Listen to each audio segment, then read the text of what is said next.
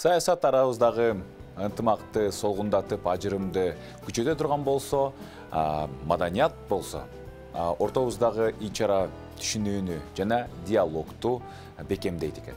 Ошондуктан бүгүн биз эфирибизде жалаң маданият тууралуу, маданияттагы новаторлор менен биргеликте кызыктуу маек курабыз деген терең ишеничибиз бар. Алдыда 2 саат иш күндүн кечи жумушун баштайт. Андыктан барыңыздар, биз менен болуңуздарды чакырабыз.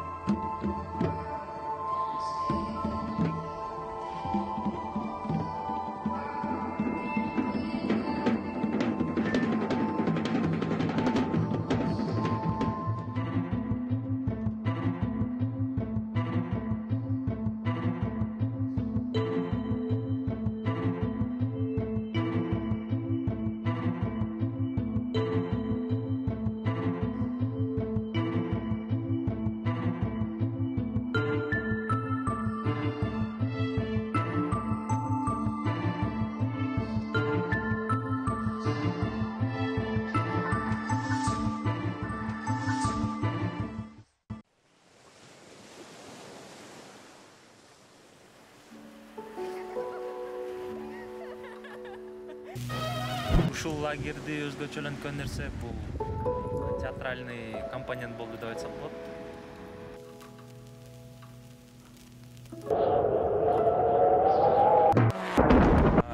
Театр менен музыканы аралаштырганга аракет кылып көрдүк. Бул чында биз үчүн биринчи эксперимент. Аны менин оюмча абдан жакшы жыйынтык болду. Бул музыканттар үчүн дагы, театр ойносо, жаш театралдар үчүн дагы жакшы тажрыйба болду деп эсептейм.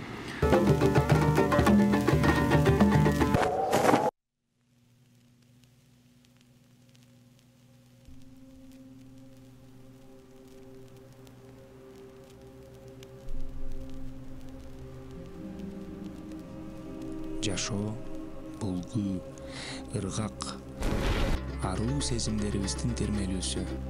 Ар бирибиз жашообуздун жеке онун күйүүсүн жараталы.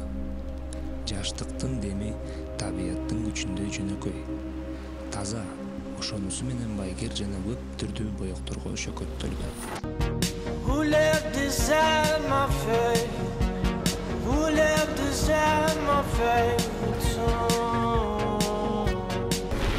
Жалгыздык менен санаа канчалык күчтүүлүк кылбасын, биз анын баардыгын музыка аркылуу жокко чыгарып, жашообузга жакшылык чакырып, бири-бирибизди кубаттап турабыз.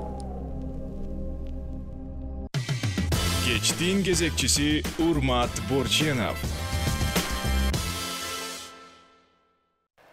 Кыйын кезеңде бизди маданият менен жакшылыкка үндөгөн, мындай өзгөчө бир иштерди жасап жүргөн, анан кийин албетте бүгүнкү студиябыздын мейманы болгон инсандарды тааныштырып өтөйүн.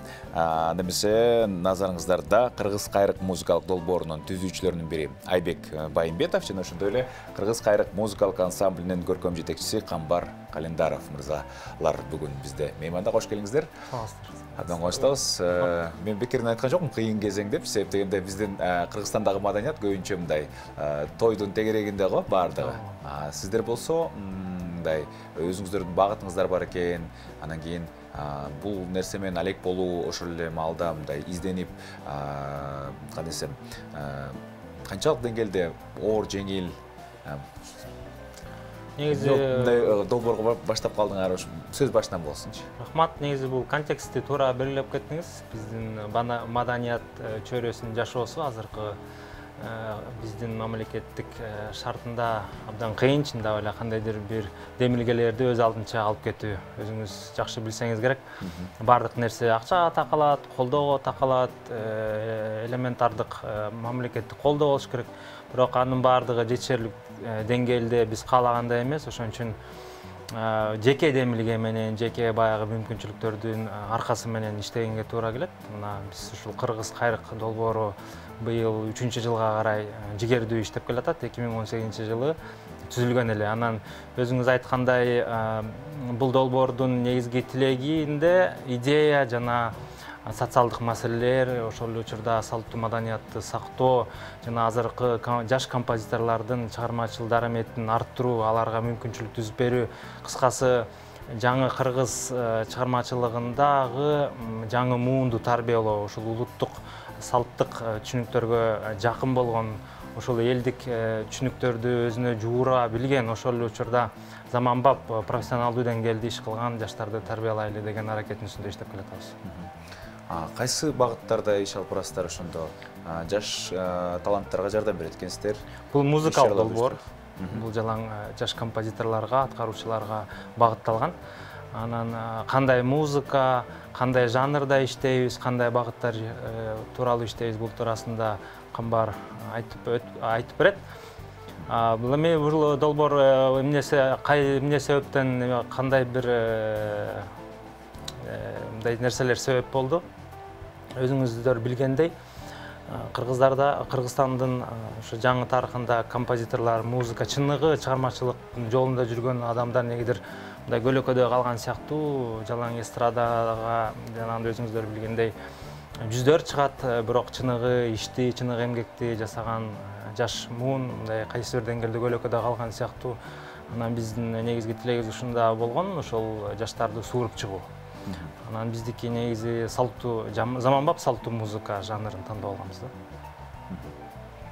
Багыттарды сиз Камбар мырза айтып өтсөңүз. Негизинен бул өзү эле долбоордун аты айтып тургандай, кыргыз кайрык деп. Биз деген бул кыргыз музыкасын жаңы жолго салуу десем жаңылышпаймынбы дейм. Изденүү да, бул композиторлор үчүн, музыканттар үчүн, жаңы жазып келаткан студент балдар бар, катышат. Жаш балдар жазып көрө элек, музыка жазып көрө элек, жаңыдан келаткан балдар да катышат. Ал жерден барып ошол жаш балдар чыгарма жаратат. Ошол чыгарманын үстүндө иштеп атканда кандайдыр бир жаңыча элементтер, жаңыча жанрлар, ошол эле жанр болсо деле, мисалы үчүн жаңыча аттар менен, жаңы көз караш менен чыгарганга биз бир аз кандай десем жол көрсөтөбүз, алар ошол нерсенин үстүндө изденишет.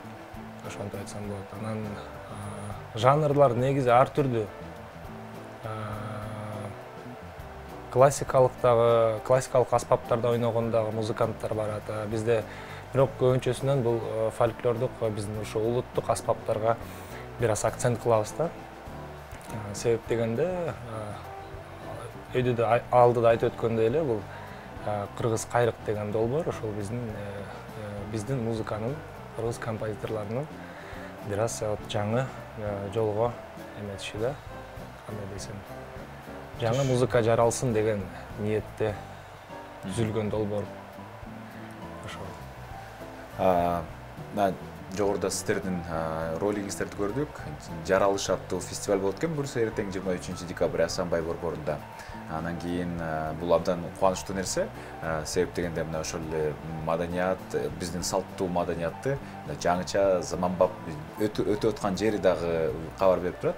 Заманбап эл жаштар дагы катышсын, жаштар дагы көрсүн деген максатта өткөрүп атсаңыздар керек. Негизи эле жаштарды тартуу, биздин ошол таланттарыбыз көп бекен, ошондой таланттарыбыз сиздер көп болдуңуздарбы же болбосо биз баягы эле биздин ата бабаларыбыздын эски ырларын кайрылдап койгонго жарайбы? Композиторлордун даремети кандай экен? Абдан эле Кудайга шүгүр десе болот. Негизи кыргыз эли таланттарга бай эл. Мунун себебинде негизи чоң байтүп, маданий байтүп жатат да. Ошонун таасиринен улам ушул кыргыз элинде көп таланттар чыгат. Өзгөчө ушу фольклордук жанрда манасчылык өнөрүн аркалаган, акындык өнөрүн аркалаган, композиторлук өнөрдү аркалаган. Деги эле ушул жаштар чөйрөсүндө бизде мыкты таланттар көп. Анан биз сыяктуу адамдардын негизги милдети эмне?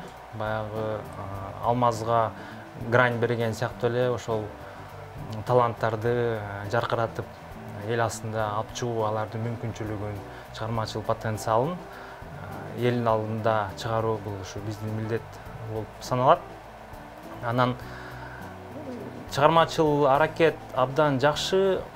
Анан биздин долбоордун алкагында бул ушул идеялык багыттагы бар деп жогоруда айтып өттүм.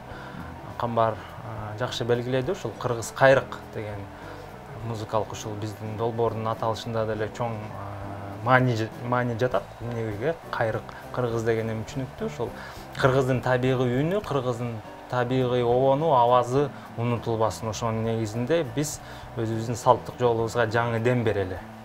Жаңы форматтарды колдонолу. Азыркы жаштардын, азыркы аудиториянын кабыл алуу деңгээли кичине өзгөрдү, такыр эле башкача болуп жатат. Ошол нерсеге кичине адаптациялаштыралы формат боюнча, форма боюнча. Жаңылайлы. Ошон үчүн эртең буюрса боло турган перформанс да, бул музыкалык перформанс, театралдаштырылган, анын компонентинде хореография бар, заманбап балет бар. Ошол эле учурда кыргыздын кошогун да кошконбуз, манасы дагы бар. Бул мындайча айтканда кыргыздын салтуу дүйнөсүнө болгон экспресс көргөзүү болуп саналат да. Бул атайын чыгарма иштелип чыккан, жаралыш деген. Ошол чыгарманын негизинде биздин лагердин убагында быйыл жай мезгилинде июнда биз жыл сайын өткөрүлө турган бул лагерь. Анан быйылкы темабыз ушул жаралыш пьесасынын айланасында болду.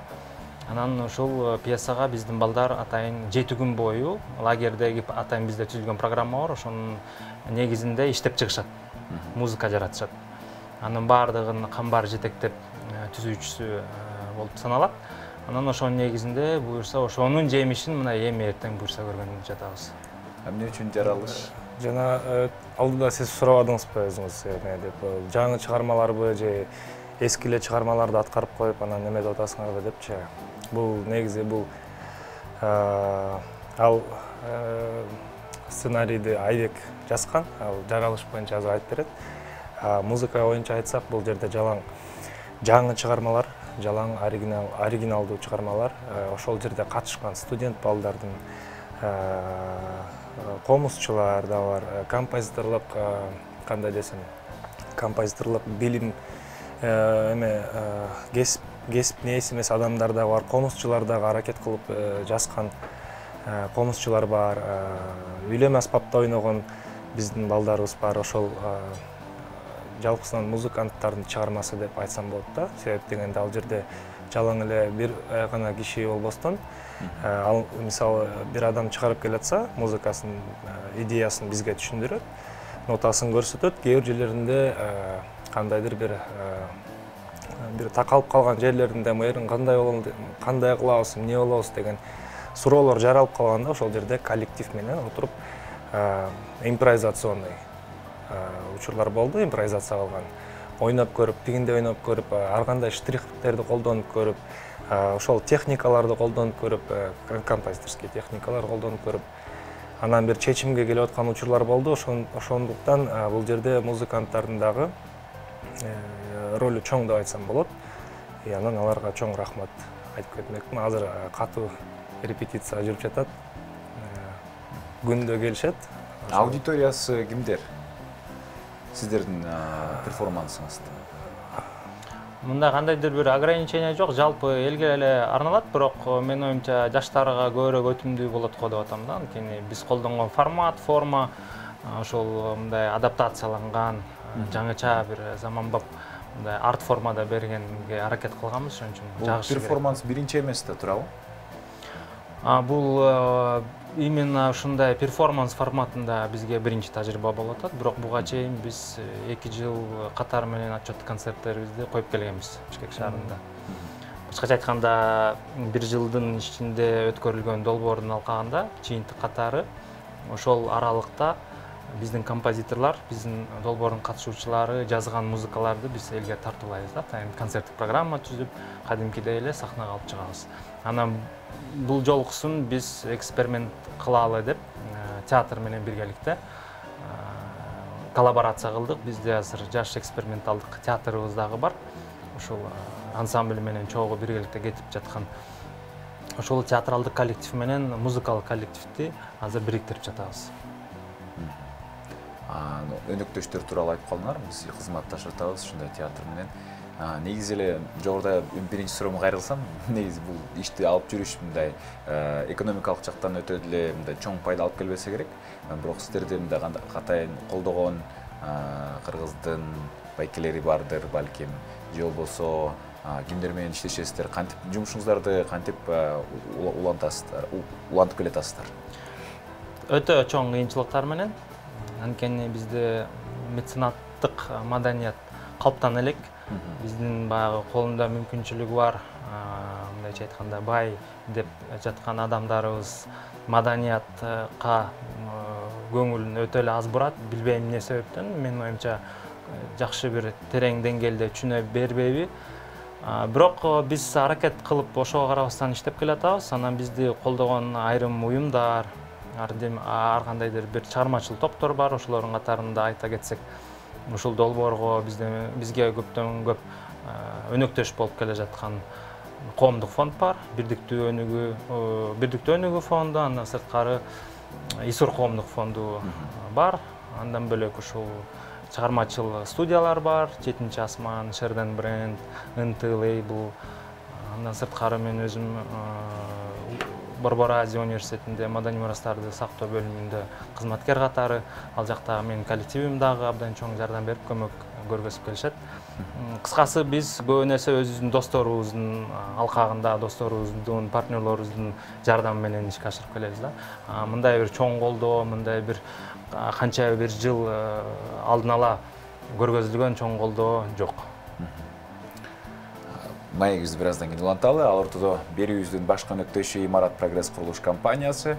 Имарат Прогресс курулуш компаниясы азыркы учурда курулуп жаткан Алтын булак Лайф, Гранвилл жана Астория үйлөрүнөн сизди жашоочу болууга чакырат. Эгерде 31 декабрга чейин жетишип калсаңыз, анда алмалуу сезон акциясынын катышуучусу болуп, iPhone 12 Pro, MacBook же iPad Pro'нун ээси болосуз. Белекти болсо өзүңүз тандайсыз.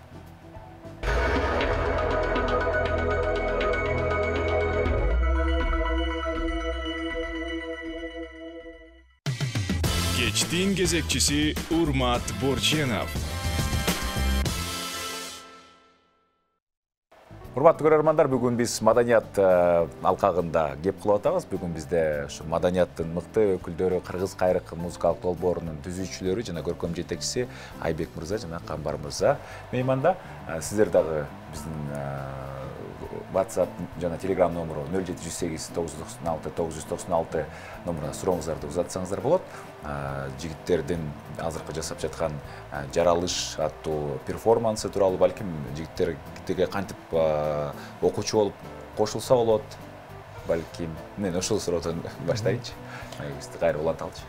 Рахмат. Бул долбоордун дагы бир өзгөчөлүгү бул билим берүү компоненти көбүрөөк. Биз кабыл алган конкурс аркылуу кабыл алабыз жыл сайын жаш музыканттарды, композиторлорду. Анан ушул долбоордун алкагында аларды окутабыз. Алардын баягы билим, түшүнүү, маданиятты түшүнүү деңгээлин арттырганга аракет кылабыз. Биздин туруктуу агайларыбыз, партнерлорубуз бар, Нурлан Ишанов сыяктуу белгилүү, беделдүү ошол чыгармачыл чөйрөдө чоң эмгектерди жасап келаткан. Анан бул долбоордун алкагында ошо билим берүү, алардын кыргыздын салттуу билимдерин түшүнүү. Башкача айтканда азыр мындай заман болуп атат да. Азыр көп искусствонун жанрлары бири-бири менен аралашып жаткан учуру болуп жатат. Ошондой бир тенденция болуп жатат. Ошон үчүн жаштардын дагы ыкмасы, чыгармачылык болгон мындай подходу дагы бир канча жанрларды алып, бир канча түшүнүктөрдү камтып кетсе более мындай прогрессивдүү болобу деген тилегибиз бар. Анан перформанс тууралуу айта кетсек, бул жаралыш деп айтыла турганын айттык. Бул негизги өзөгүндө мазмунда кыргыз элинин жаралгандан баштап бүгүнкү учурга чейинки келип жеткен тарыхын кыскача баяндайбыз бир актёрдун образы аркылуу. Ал ошол жаралып, алгачкы жолун басып, алгачкы элдер түзүлүп, улуу көч жүрүп, Алтайга чейин барып, Алтайдан баатыр төрөлүп, анан кайра элин Алтайдан Ала тоого көчүрүп келип, ал жерден анан чоң казатка аттанып, анан ошол жерде кандайдыр бир драманын аралашуусу менен кайрадан келечекке, кайрадан кыргыз элинин мындайча айтканда экинчи дыханиясы деп койсо болот. Ошол кыргыз элинин келечектеги жолу тууралуу дагы мындай бир жакшы бир жашаандын коңгуроосун кагып коюу ниетин менен дагы жасап атабыз да. Ал ошол театралдык аракет менен ачылып көргөзүлөт. Ошол смыслдардын баардыгы. Демек, кандайдыр бир жарыя болуу, мен алгачкы суроомду мындай тактап коюу иретинде кайра узатып атам. Мисалы үчүн сиздер мына 3 жылдын ичинде 30га жакын адамга мындай багыт берип, билим берип, балким түздө оңдоп, айтуусун айтып, кеңешти аябайт экенсиздер. Анан кийин сиздердин долбоорго кошулуу кандай формада, кайсы убакта өтөт? Биз жыл сайын ошо февраль-март айларында конкурс жарыялайбыз. Анан бир канча критерийлер бар. Жашы 18ден 35ге чейинки жаш курагы, анан мүмкүн болушунча профессионалдык музыкалык билими бар, музыка жаратып жүргөн, байма-бай аралашып жүргөн, келечегинде дагы ушул музыка дүйнөсүндө чыгармачыл аракеттерди жүргүзөм жасайм деген жаштарды кабыл алабыз. Ал конкурс ачык түрүндө болот. Биздин ошол тандоо комиссиясы тандап алынгандан кийин биз ал балдарды атайын окууга чакырабыз. Семинарларыбыз бар, тренингтерибиз бар. Ошондон кийин гана биз жайкы лагерге, 7 күндүк лагерге Ысык көлдүн түштүк жээгинде жыл сайын өткөрөбүз. Биздин партнерлорубуз бар, туруктуу ошол жерге шарттуу түзүп бере турган. Анан ал жерде атайын каралган программанын негизинде окуп дагы ошол учурда музыка жаратып эмгектенишет да. Кайсы убакта жүрөт ошондо? Июль айында. Июль, август. Июль айында. Июль, июнь. Шартка жараша. Ал үчүн сиздердин Instagram сыттарга жазылыш керек. Биз анонс кылабыз социалдык баракчалардан. Өткөрүбөш үчүнчү жаңылыкты. Ооба. Анын баардыгы биздин ошол баракчаларыбызга подписка кылышса, карап турушса болот. Июль айында жарыялайсыздар, анан кийин август айында. Август-сентябрь айында отчеттик концерт беребиз да, жыйынтыктайбыз. Демек кышында эс аласыздар. Кыш жаз. Кышында эми жарым-жартылай эс алабыз десек деле болот, бирок азыр биз 3 жылдык жазылган музыканын жыйынтыгы менен чоң альбом, коллекционный бир альбом жасакпы деп азыр Камбар, анан Алтынай, Амбитека деген биздин кесиптешибиз бар. Ушул долбоордун түптөөчүлөрүнүн бири. Чогуу отуруп балдар менен биргеликте альбом жазалы деген аракетибиз бар. Азыр буюрса даярдыктар башталды. Эгер 3 жылда эске ала турган болсок, сиздерде 2 концертиңиздер бар, быйылкы менен 3-чү перформанс. Бул эми бул даяр продукт да. Ооба. Муну деген монетизация кылыш керек деген ойдо, балким мындай башка мындай турга чыгайын деген ойлоруңуздар жокпу? Мындай элер алып балким себеп дегенде музыканын тили болбойт, музыканын чеги болбойт деп роликте да көрүп атабыз. Кызыгуу арткандар барбы, анан кийин сиздердин пландарыңыздар барбы? Азыр бул көптөр биздин аудиториябыз 3 жылдын ичинде түптөлүп калды. Жаман эмес, бул жакшы жетишкендик.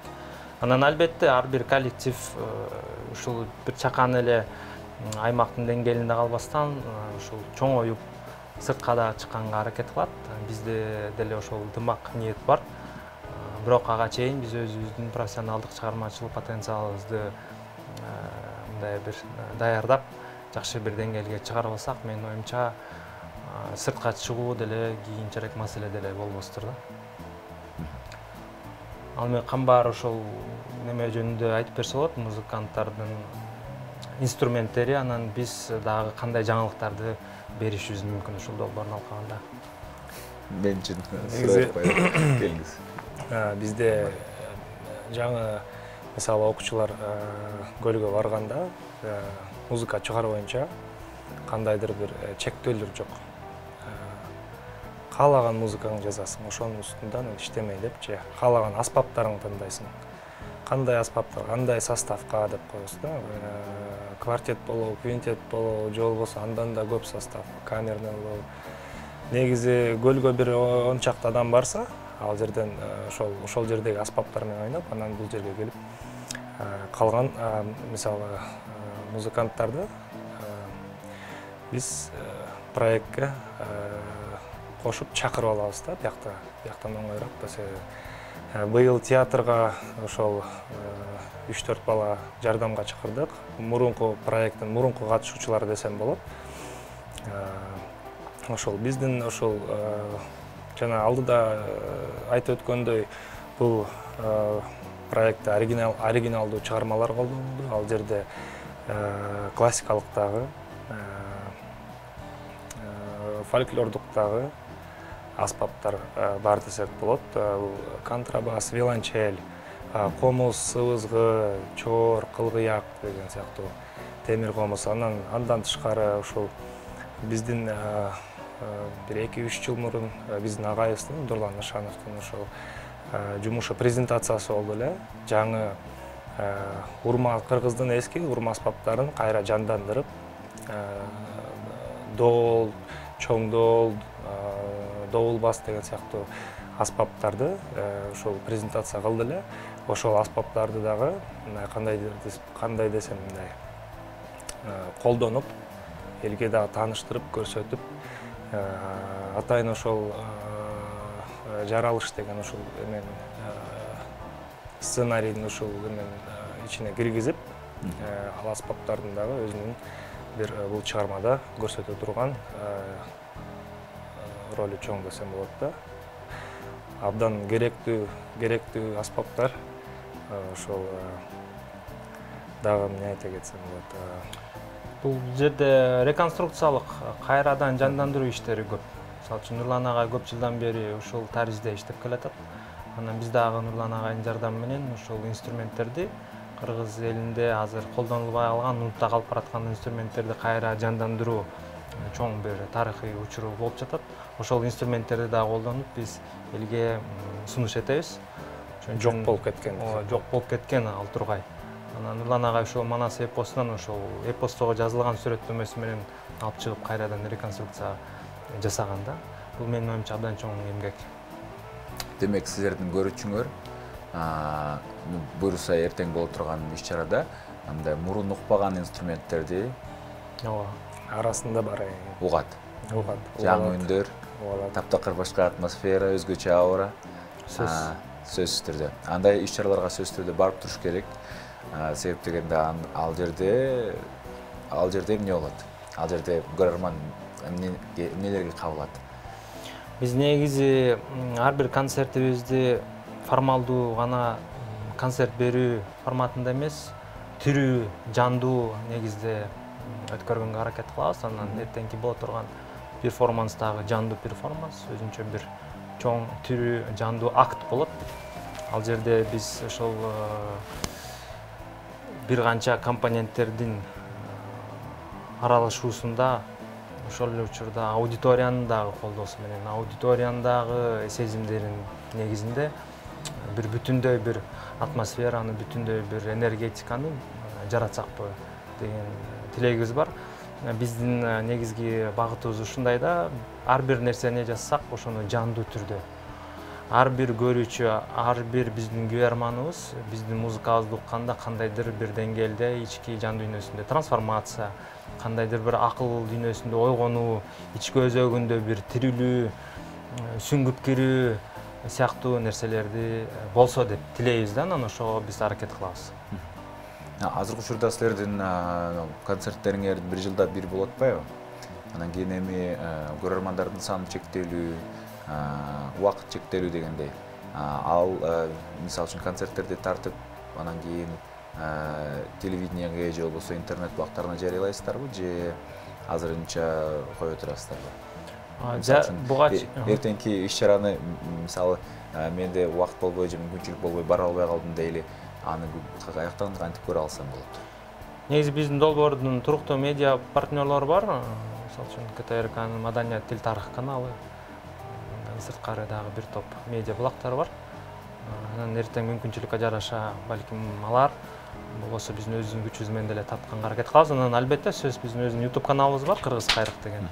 Ошол жерге концерт бүткөндөн кийин келе албай калган көрүүчүлөргө мүмкүнчүлүк түзүп беребиз, албетте жүктөйбүз. Бирок жандуу көргөнгө жетпейт албетте. Албетте. Жыйынтыктоо иретинде биздин болгондо 2 мүнөт убактыбыз калыптыр. Камар мырза, сиз эмне дейсиз көрүүчүлөргө балким жаш музыканттарга? Негизи эле жалпы элибизге ден соолук биринчиден каалап кетмекчимин. Ошол музыканттарга машык кыла демекмин. Ошол ден соолук каалайм баардык эле жалпы эле элибизге, анын ичинде музыканттарыбызга, жалпы эле маданият чөйрөсү болобу, башка чөйрөлөр болобу. Ошондо. Ушул эфирди көрүп жаткан баардык уярмандарды чакырып кетебиз. Эртең Асанбай центрына саат 5:30-да, саат 8-де билеттерди алып, келип көрүп, биз айткан бүгүнкү сөздөрдү жүрөгү менен эмне экендиги тууралуу түшүнүп кетишсе болот. Кандан бир көргөн жакшы. Кандан бир көргөн. Саат 5:30 жана саат 8-де 2 жолу сеанс болот. 2 сеанс. Асанбай борбору 23 эртең 23 декабрь. Билетти алып жетишпей алгандар ошол по факту келип деле алса болот. Ошондой мүмкүнчүлүк бар. Анан каалоо тилек демекчи, жалпы элге ошол аманчылык, келечегибиз кең болсун, ушул кыйынчылыктарды азбай, тозбой, өзүбүздүн баягы духубузду, кыргыздык өзөгүбүздү жоготпой улап өтүп кетели. Аманчылык болсун. Анан биз ушул перформанстын да негизги мааниси ошол, кандай гана кыйынчылык, кандай гана жоготуу болбосун, ошонун артында сөзсүз жаңы жашоонун башаты бар. Чоң рахмат. Сиздерге рахмат. Ыраазычылык билдиребиз. Кыргыз кайрык музыкалык долбоору жана Кыргыз кайрык музыкалык ансамблинин түзүүчүлөрү жана көркөм жетекчиси Айбек Байымбетов жана Камбар Алимдаров мырзаларга дагы бир рет чоң рахматыбызды айтабыз жана кыскача сюжеттен кийин маегибизди улантабыз. Биз менен болуңуздар.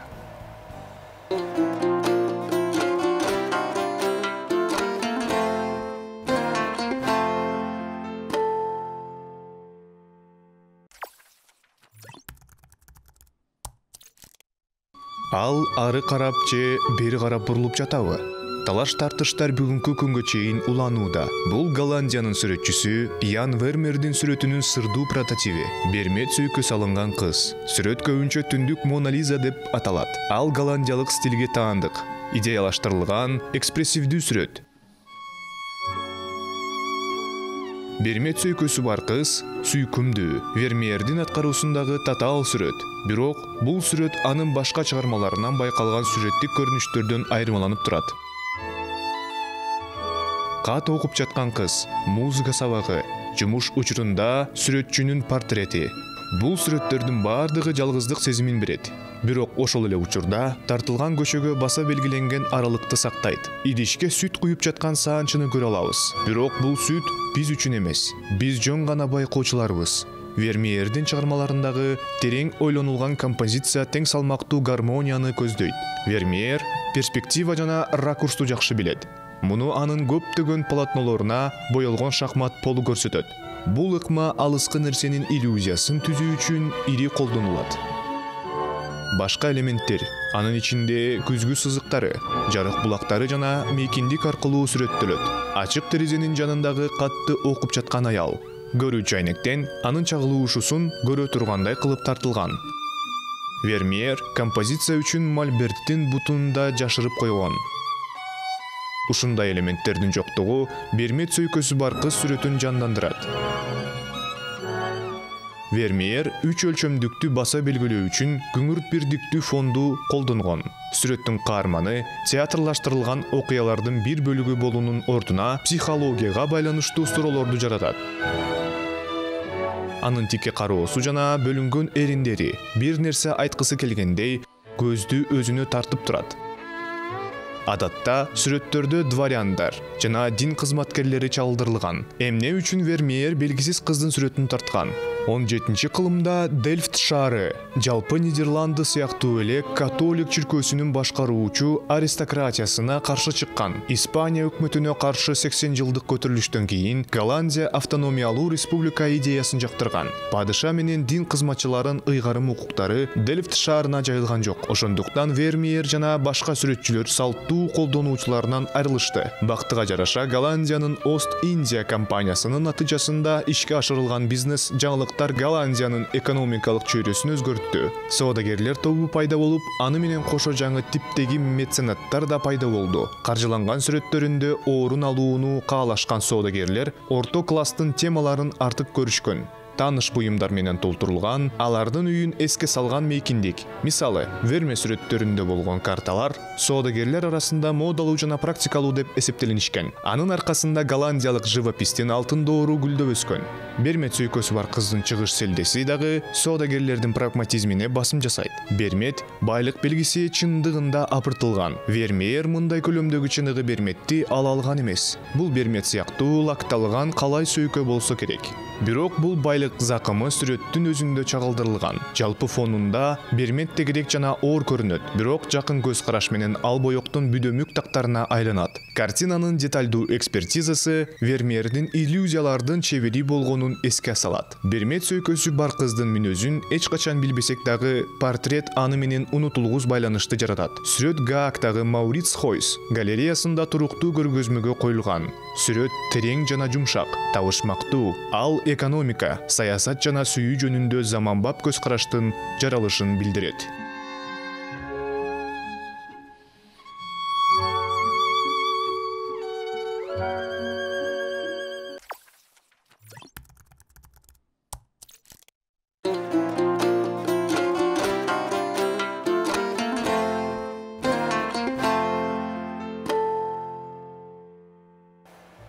Чыгармачылык менен бизнести бирге алып кете турган инсандар бизде тилекке каршы азыркы учурда аз. Мына чыгармачылык менен бизнес бириккенде албетте чоң ийгилик жаралат. Дал ушундай биздин меймандар бүгүн студиябызда. Кош келипсиздер. Анда тааныштырып өтөлү. Карапа чебери Кыргыз Республикасынын сүрөтчүлөр биримдигинин мүчөсү Жумагул Ташиев агабыз жана ошондой эле анын уулу жана келини Той Арт студиясынын негиздөөчүлөрү Бакай Ташиев жана Гүлжан Назарова. Абдан кубанычтабыз. Мындай ушундай чыгармачыл инсандар студиябызга келсе, мен сүйүнүп калам. Мен абдан кубанып калам. Учурдагы эң мындай кандай десем, таланттуу инсандар, сөзсүз түрдө көбүнчө таланттуу, чыныгы таланттуу инсандар тилекке каршы бир аз уяң келишет. Анан кийин көбүнчө мындай бизнес менен чогуу аралаштырганды көпчүлүк биле бербейт, баарыбызга эле маалым. Анан көбүнчө мен кыйынмын деген инсандар алдыга чыгып кетет да.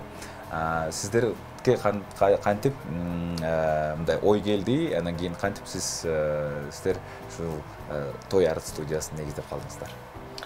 Эми айтып өтсө, мисалы көп жылдан бери эле ойлонуп келатканбыз. Атам өзү художник, керамист. Анан баягы элге дагы тааныталы, элге да жайылталы деген бир ойлорубуз, максаттарыбыз бар болчу да. Анан ошентип ой келип эле биз 2018-жылы биринчи мындай масштабтуу студия ачтык, Той Арт керамик деп. Буга чейин мындай выставкаларда, айрым бир эмелерде чыгып көрсөтүп жүрчүбүз. Бирок мындай чоң эмеге айландырыш үчүн көп баягы ойлорду ишке ашырыш керек болду да. Көп каражаттарды кетирдик дегендей, ошонун баарын ойлонуп баягы студияны түзгөнгө аракет кылдык. Ошол азыр ошонун үстүндө иштеп келатабыз, дагы өнүктүрчү көптөгөн пландарыбыз бар. Андан тышкары азыр Гүлжан кеңири айтып берсе керек. Той Арт студиясынын багыттары тууралуу айтып өтсөңүздөр. Кайсы багытта иш алып жатасыздар? Негизи мен азыр ошо карапа жагын карап калдым. Ошо атамдын негизи жолун жолдоп дегендей, атамдын кол өнөрчүлүгү жөнүндө көбүрөөк маалымат берип дегендей элге. Ошондой аракеттерибизди ишке ашырып атабыз буюрса. Ошо 2018-жылдан бери мындай активдүү ошонун үстүндө иштеп баштадык деп айтсак болот. Бирок ошо көп кыйынчылыктар менен дагы кезигишип дегендей азыр деле дагы эле көп жумуш алдыда, максаттар дагы бар, ошолорду ишке ашырыш керек. Анан башында негизи ошо айта кетейин, ушу Той Арт компаниясы дизайн жагынан башталган да башында. Андан кийин ошол полиграфия кошулду. Полиграфиядан кийин ошо бир чогуу проекттерге катышканбыз атам менен чогуу.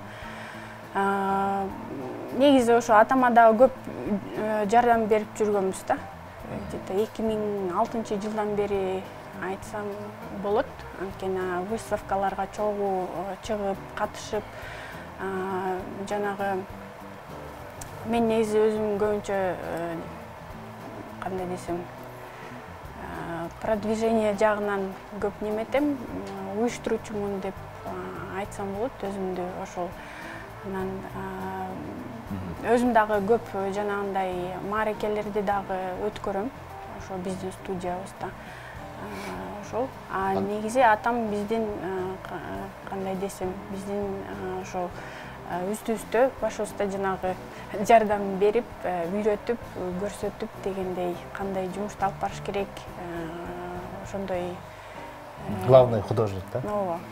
Художник ошол эле маалда мындай дем берет экенсиз, мындай сөзсүз түрдө мотор, да? Мотор десек жаңылышпайбыз го дейм.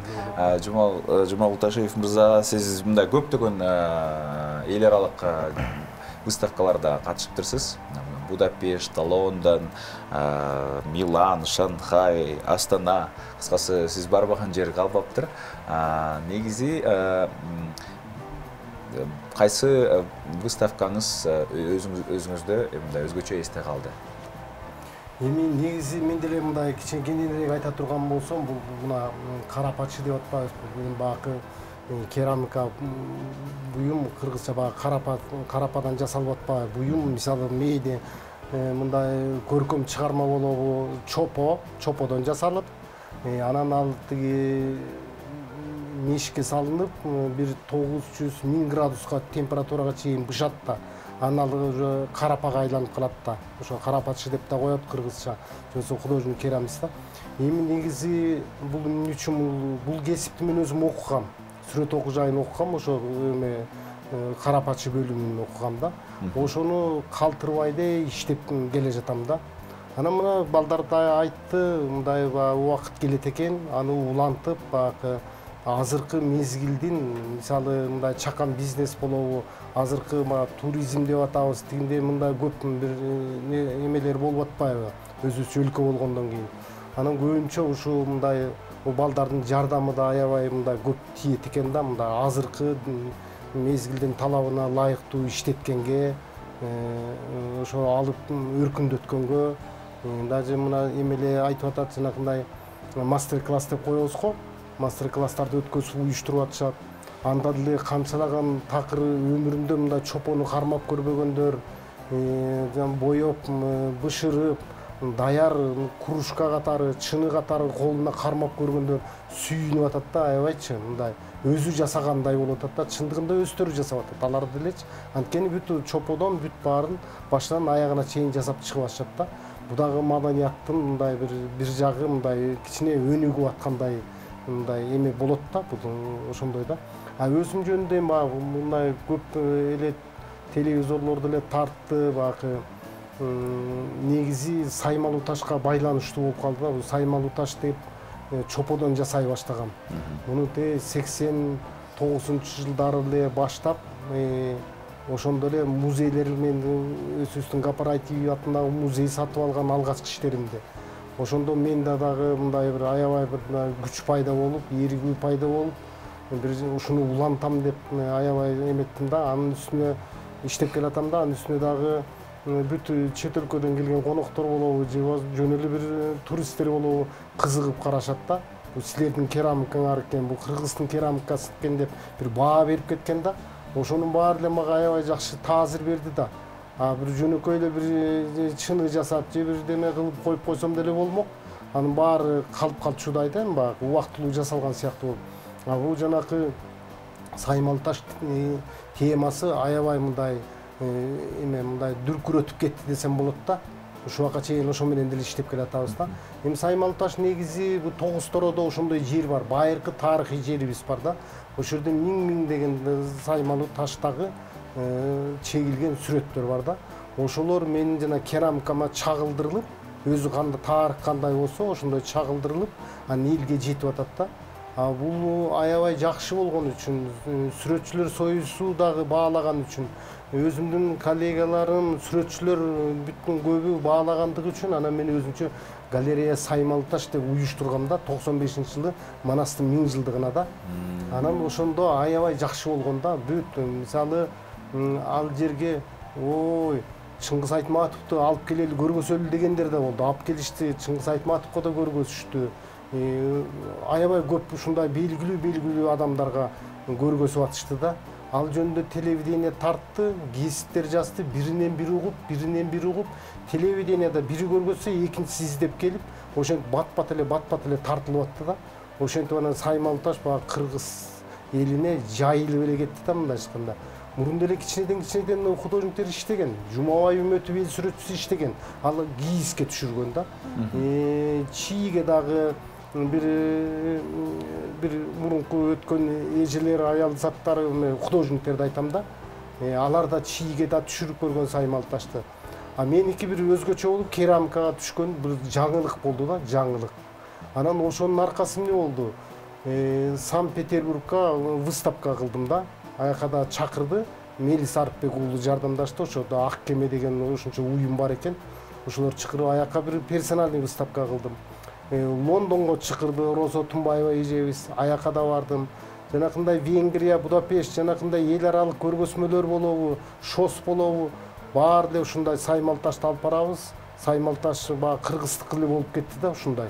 Чет өлкөлүктөрдүн жанакы Книга Отзывка жазгандары да бул кыргыздын искусствосу экен деп да баа бергендер болду да. Кыргыздын брендине айланган турбайбы? Ушундай бир жак. Ошон үчүн жана Саймал Таш көп даже мына бул биздин КТРКда деле башка эме мындай фонунда артында жана Саймал Таштар тартылат да мындай. Ошого катуу баа берилет да. Ошо. Анан мына эмесинде айтып кеттим, бул балдарым ошондой мастер-класстарды өткөзүп жана чоподон атайын печка курдук. Атайын ошо керектүү температурага бышырганга жакшынакай кылып туруп печка куруп, бүт эмелерин тагып, приборлорун алып беришти, бүт баарын тактык. Мастер-класстарда өзүңүз өткөрөсүзбү? Мен дагы катышам. Же башка мастерлер да бар да? Алар да үйрөнгөндөр уже улантып кете берет да. Такай баарына катыша албасам да, үстүртөдөн мен мындай катышып эметип жүрөм да. Өстөрдө өздөштүрүп алды. Жана чимирген мастерлер да жардамдашып, ушундай бир өзүнчө бир жакшы бир коллектив пайда болду да. Ошентип иштеп атышат да. Анан рекламаларды да беришет жакшынакай. А жерде кичинекей бала, кичинекей бир 3-4 жаштагы балдар дагы иштегенге ылайыктуу. Андан чоң студенттер, андан чоң адамдар да пенсионерлер өздөрү кызыгып кружка жасап алат, өзүнө жакшынакай бир чыны жасап алат да. Өзүм жасадым деп. Кадимкиндей мындай айнек менен глазур деп коет да. Ал баягы ирип чыгат 9-7 градус температурада. Мына сүйүнөт да, ушундай жакшы да. Эми бизде чындыгында баягы СССРдын убагында стеклозавод, айнек завод бар болчу. Ошол жерде эле бир керамика цех бар болчу да. Ошол жерден эле чыкчу Кыргызстандачы. Башка бир дагы мындай эмелер жок болчу да, мастерскойлор. Эми мына биздики кичинекей болсо дагы мына кадимкидей технологиясы менен чопосун даярдайт, технологиясы менен печканы курду, технологиясы менен бүт баарын жасап ишке ашырып атат да. Бул завод эмес, жөн эле бир кичинекей мындай мастерской десек да болот да. А мындайлар Бишкекте окутуп атат, Академия художества окутуп атат. Келечекте балким алардан дагы мындай чыгат да, мындай ушундай уюштурганчы. Берүүбүздү талкуубузду бир аздан кийин уланталы. Ал эми ал ортодо берүүбүздүн башкы өнөктөшү Имарат Прогресс курулуш компаниясына аралашчылык билдиребиз. Имарат Прогресс курулуш компаниясы 24 жылдык тарыхы бар Имарат Групп холдингине кирет. Азыркы учурда Астория, Алты Булак Лайф жана Грандвиль аттуу үйлөрдүн жашоочусу болууга баарыңыздарды чакырат. Эгерде 31 декабрга чейин батирей ала турган болсоңуз, анда iPhone 12 Pro, iPad Pro же болбосо MacBook'тун ээси болосуз. Белекти өзүңүз тандайсыз.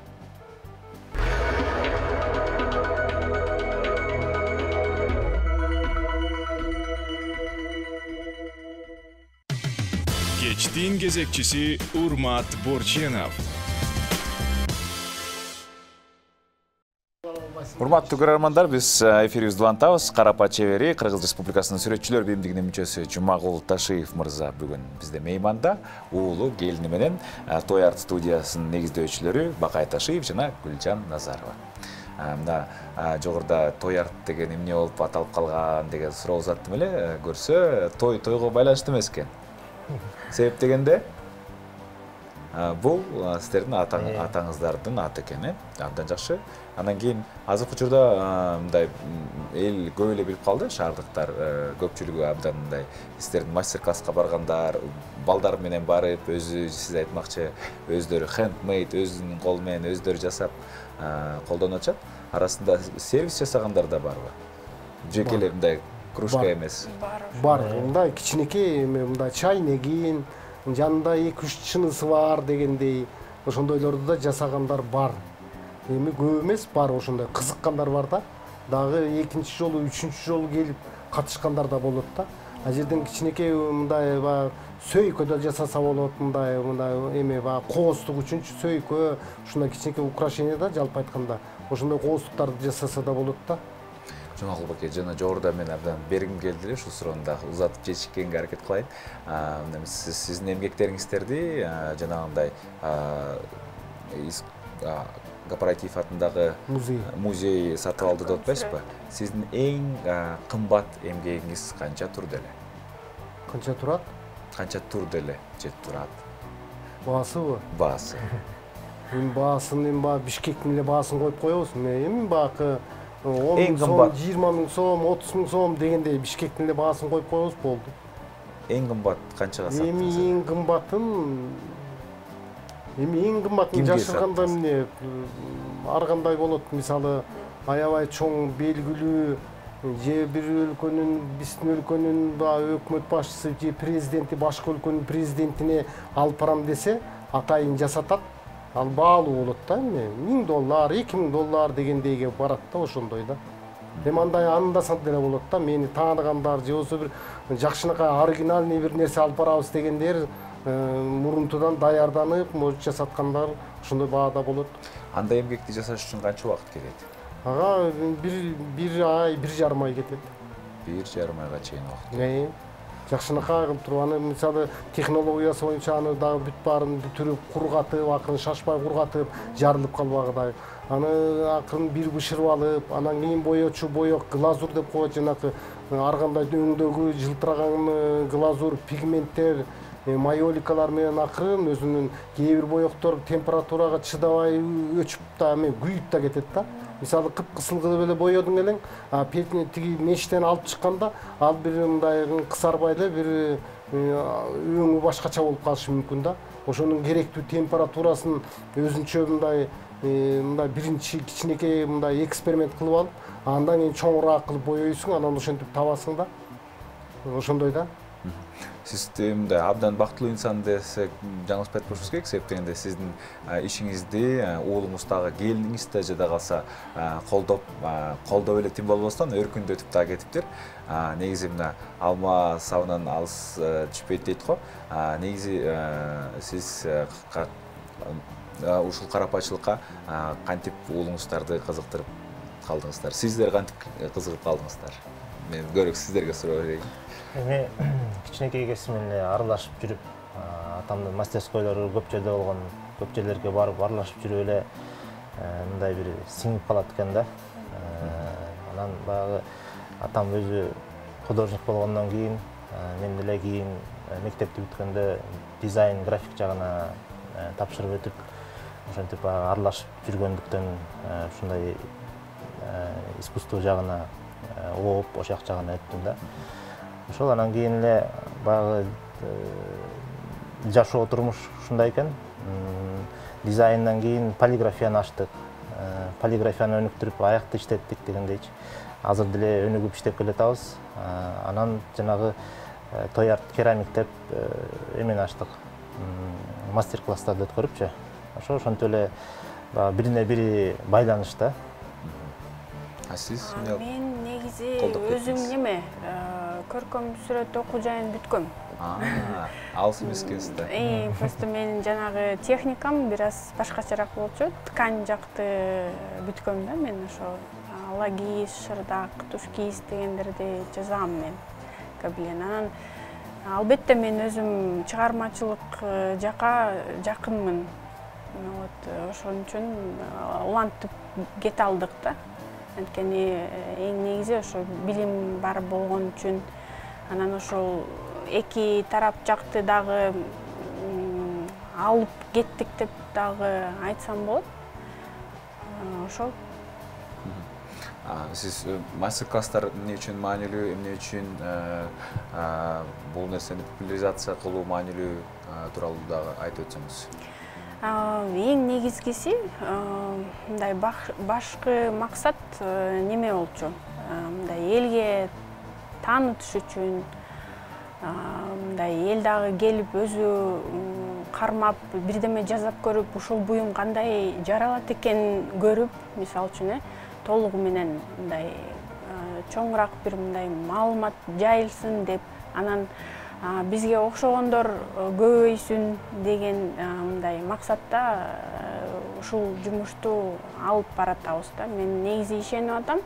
Анткени өзүм деле көрүп атам, акыркы 2 жылдын ичинде мен өзүм дагы байкап калдым.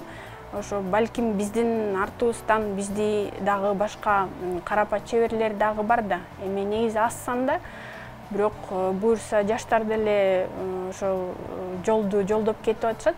Анан ошолорго деле мындай дем берүү үчүн ушундай жумуштарды аткарып атабыз. Анткени мен ойлойм, мен дагы ишенем, ошол канча мындай көп болгон сайын сапат жактагы өнүгөт, мындай көп нерсе жаралат, көп нерсе пайда болот деген максат менен ушул жумушту алып кеттик деп айтсам болот. Жумал баке, сиздин өзүңүз кайсы бир деңгээлде мындай эмгектер өзүн ар кандай да өзгөчө да.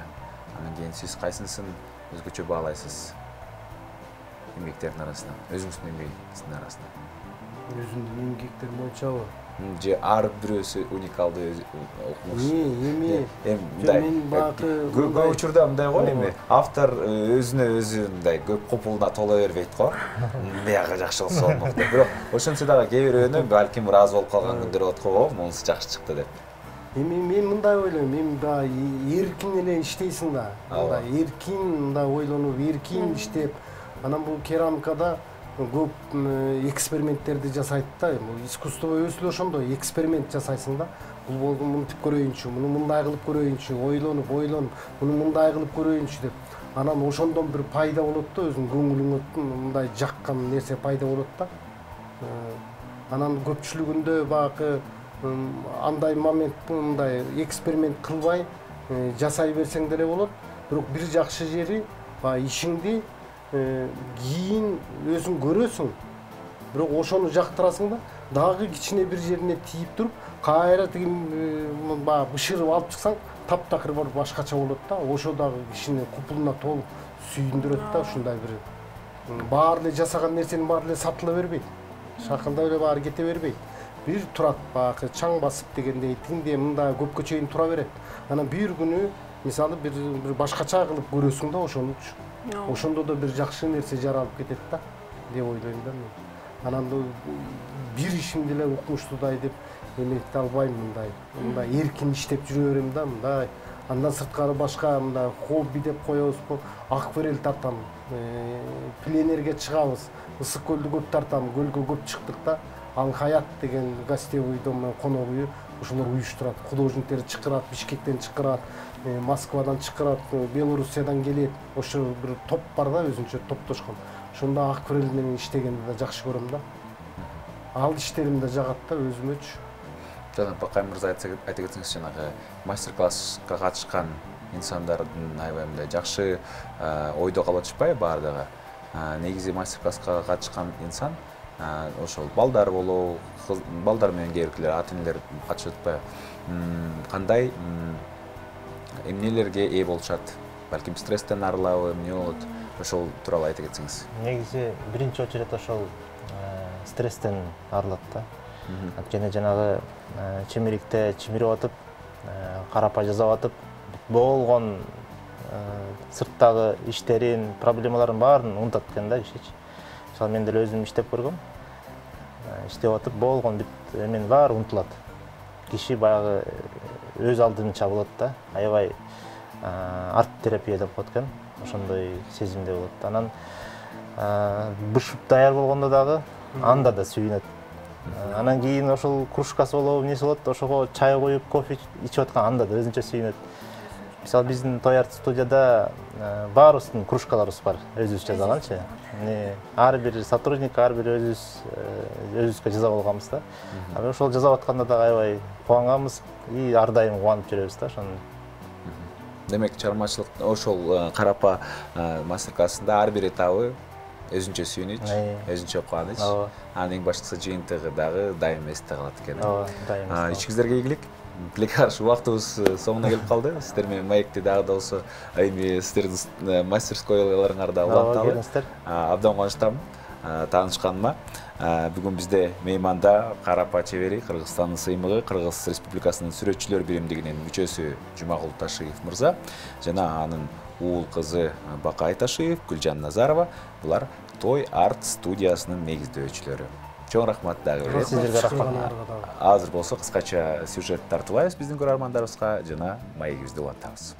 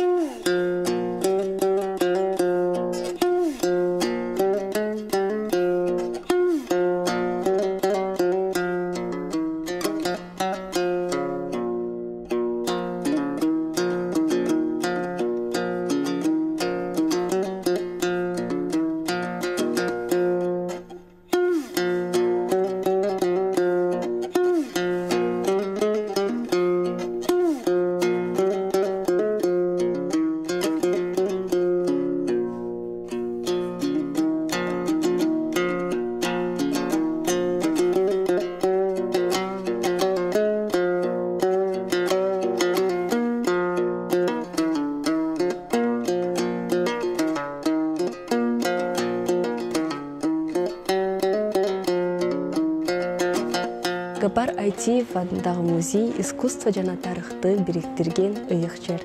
Дал ушул жерде бүгүн Алтынай Осмоеванын Куттуу бозуй аттуу көргөзмөсү өтүп жатат.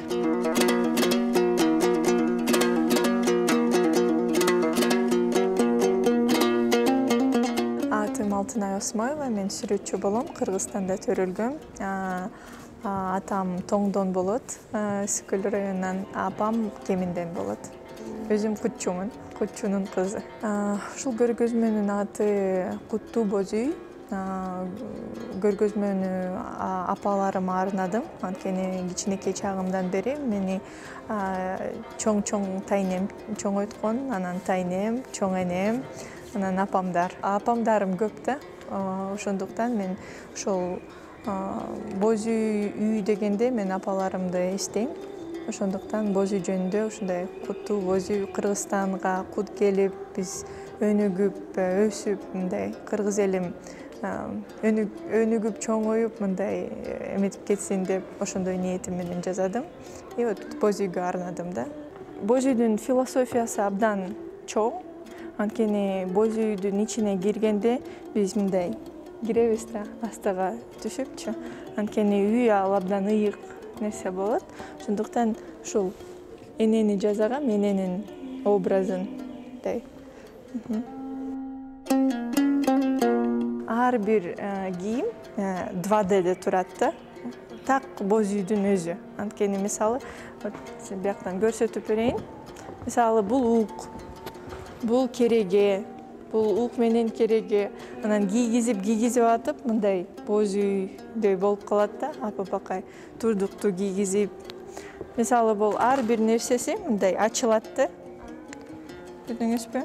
Анан бозуйдөй тетеги керегелердин мындай абдан окшош да, архитектоникасы, формасы. Анан ар кандай кийгизсе болот, ар дайым ар башкача болуп калат да.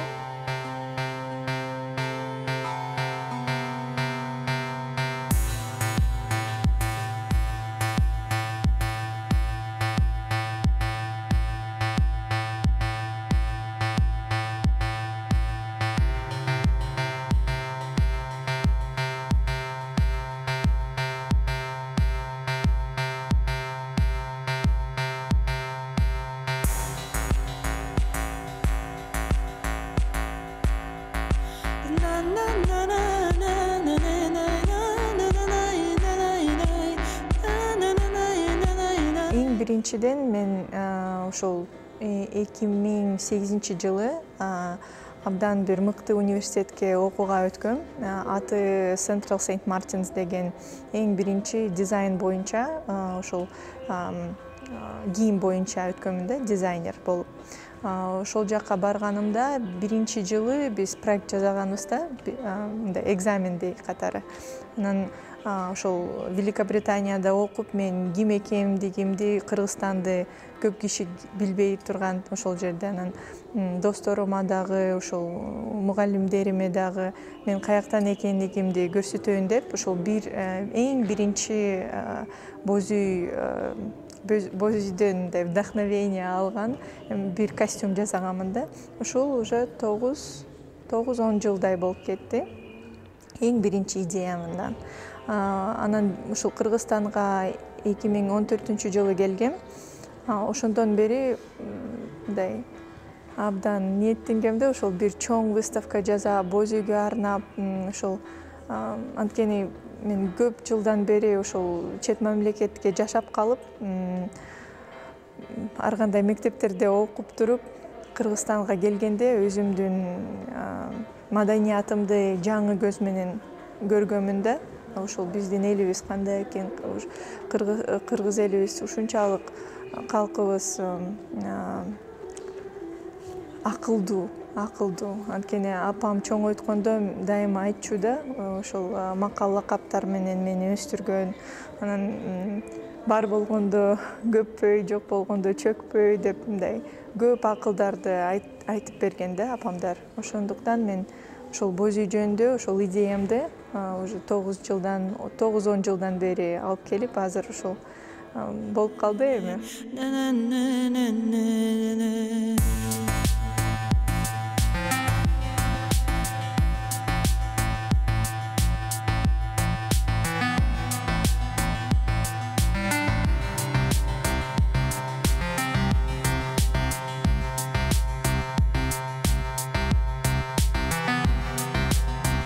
Искусство бул эң мен үчүн бийик бир нерсе. Анткени ошол чыгармачылык эң кандай мындай махабатты, рахаттанып жасайм. Чыгармачылыкка кирип кеткенде эчтеке убакытты дагы унутасың, тамакты дагы жебей калам, мисалы мен мындай кирип кетсемчи, анан ишенем ар бир кишинин бир өзүнүн аябагандай мындай иши болуш керек да, кызыккан иши. Ошол бирдемкени кызыгып жасап эметсе эң бактылуу адам деп эсептейм. Мен өзүмдүн чыгармачылыгым бар экениме абдан сыймыктанам, бактылуу сезем өзүмдү.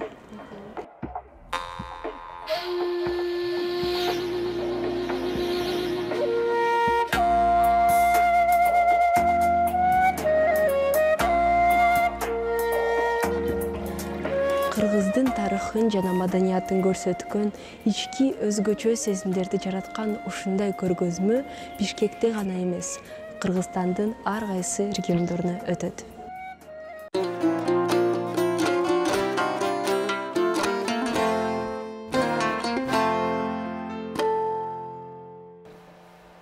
Студиябыздын бүгүнкү чыгармачыл инсандары дагы болсо толукталып атат. Дагы студиябыздын жаңы келген меймандар менен тааныштырып өтөлү. Сүрөтчү, живописец жана ошондой эле Кыргыз Республикасынын сүрөтчүлөр биримдигинин мүчөсү Алмаз Шаршекеев, Жибек арт студиясынын негиздөөчүсү жана ошондой эле кол өнөрчү Индира Мадамбекова, жана менен биргеликте Галерея М көркөм галереясынын арт менеджери Элнура Жумакадырова. Буюрса 18 декабрдан баштап сиздер өзгөчө бир кооз, жарманке, выставка уюштуруп атыптырсыздар. ЦУМда 4-кабатта 18 декабрдан 30 декабрга чейин уланат. Баарыңыздарды чакырабыз. Эмне үчүн чакырабыз? Эмне кызыктар бар? Айтып өтсөңүз. Алгачкы сурообузду Элнурага узаталы.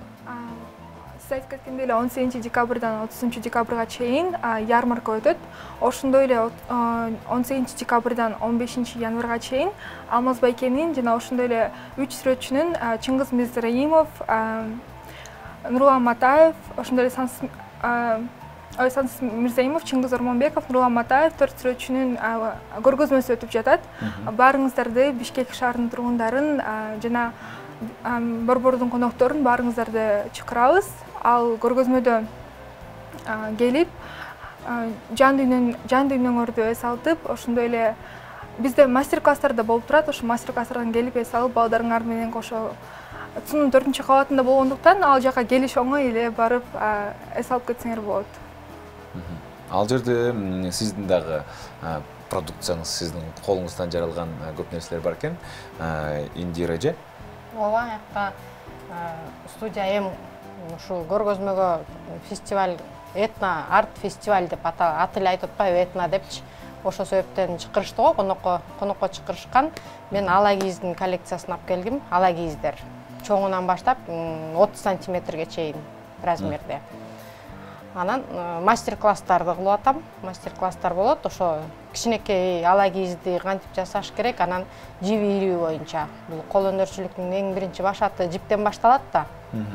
Башта кол өнөрчү болуп баштоочу киши жипти биринчи даярдоодон башталат. Ушуну 2 мастер-класс кылып атам.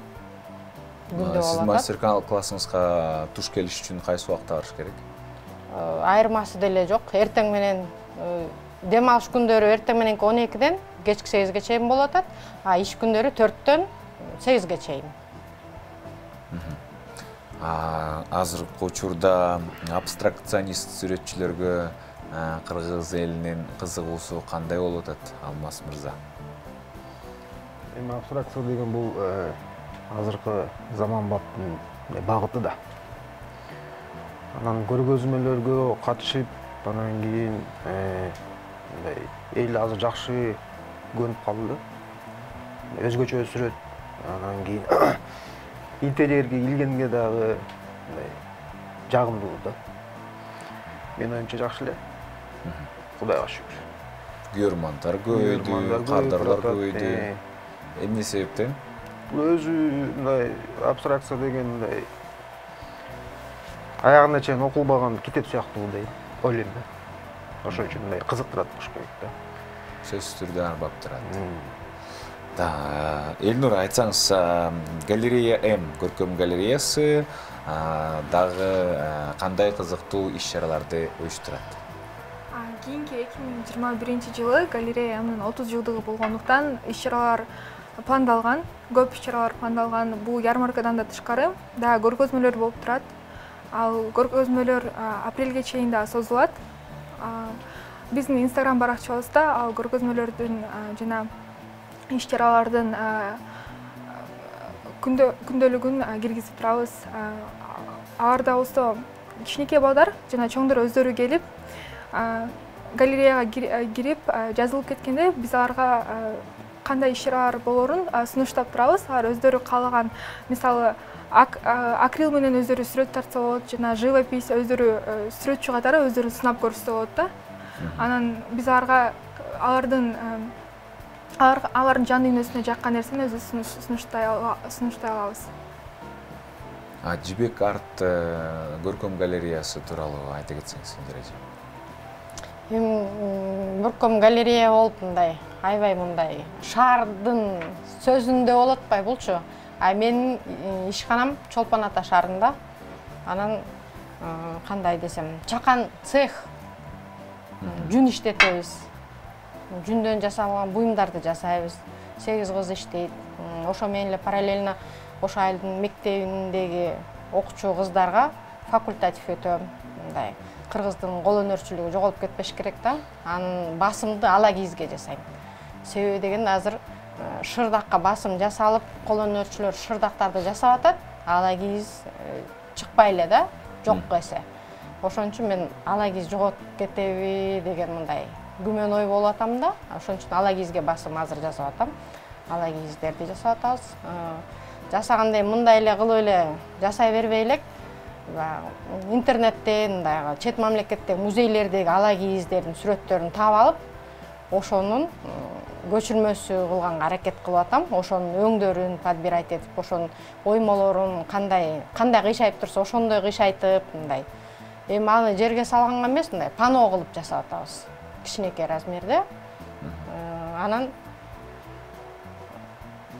дагы үйгө керектелүүчү жүндөн буюмдар жасайбыз. Төшөктөрдү, журкандарды. Кардарларыңыз кимдер? Кардарларым эми көбүнчө эми биздин жергиликтүү калк эле да. Журкан төшөктөрдү ошолор алат. Андай чоң шырдак, жаңы ала кийиз панолорду тыштан келген коноктор алат. Биздики Чолпон Ата баягы туризм багытындагы болуп атпайбызбы? Ошон үчүн мындай көбүнчө ошо туризм жагына кетип аткандайбыз да. Сиздин жумушуңуз мындай сезон айырмаланабы же болбосо сезонго баш ийбей эле жыл бою уланабы? Жок, аябай деле айырмаланбайт. Могул эле январь-февраль кичине суук убакта кичине токтоп турабыз. Эми жумушчулар эс алыш керек. Жайкысын эс албайбыз. Үзүлбөйт. Үзүлбөйт. Баракелде. Абдан кубанычтабыз. Ал жагынан алганда, кардар жагынан алганда сиздердики кандай? Биздики көбүнчө чет өлкөдөн ошолор көп кызыгышат да. Жана Instagram, Facebook баракчаларында ошолор көбүнчө ушул сүрөт жакты деп анан ушуну кантип алса болот деген сунуштар болот. Көбүнчө чет жактан. Абстракция деп айтып кетип атабыз, эже жана өңдөрдү деп атпайбы? Негизи мындай өңдөрдү илгери эле кыргыз биздин ата бабаларыбыз туура тапкан экен да. Ошо жана шырдакта ала кийиз деп эжекебиз айтып кетти, ошолорго мен бизде өзүбүздө ички дүйнөбүздө мындай өңдү мындай сүйө билет экенбиз да.